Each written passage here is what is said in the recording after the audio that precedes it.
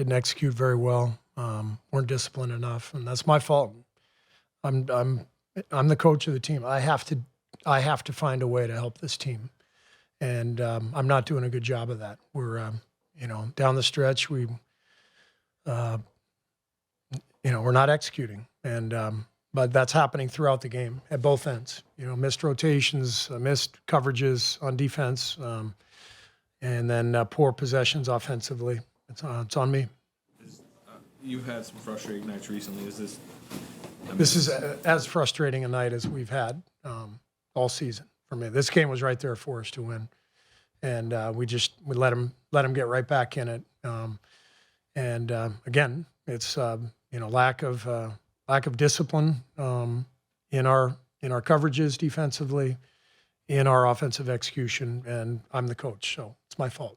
What were you looking for on the last second play call? What was supposed to happen? Well, we had two options, Steph and Buddy, and obviously they know we need a three, so they did a good job of covering up both Steph and Buddy, and we couldn't really get much of a look.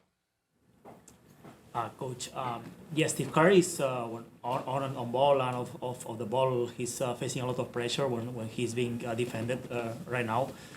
You as a coach, what are you trying to take pressure off of him?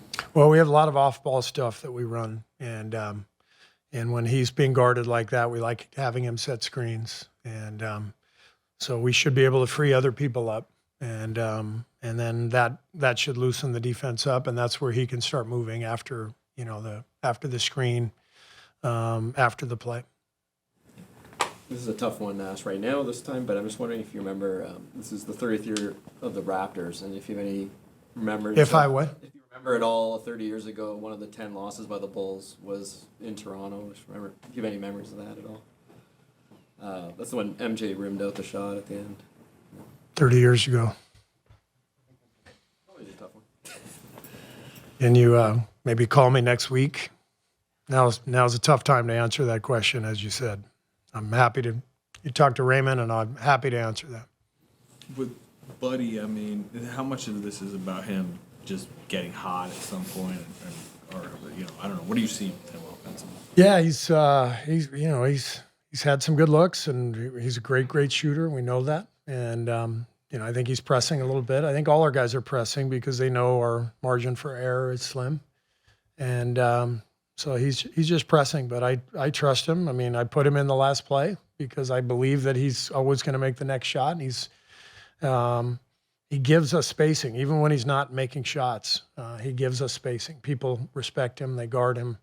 And he opens up the floor. So I'm going to keep playing him. I'm going to keep trusting him. You mentioned some of the defensive coverage breakdowns.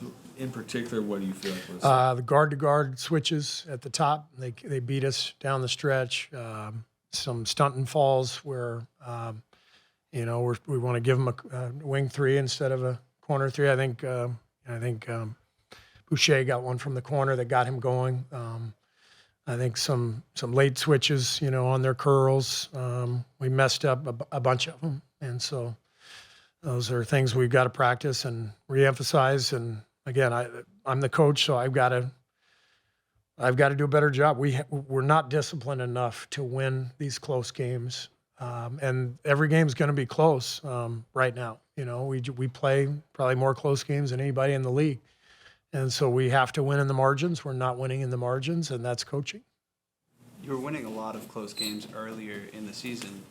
Is it possible for a team to lose discipline over the course of the season? Yeah, and that's what practice is for, and that's where you watch film and touch up on the things you got to do better. And so that's what we'll do. I know it's a long season, but falling below 500 for the first sucks. time this year. It sucks. I don't like falling below 500, but here we are, so we got to do better. Thanks.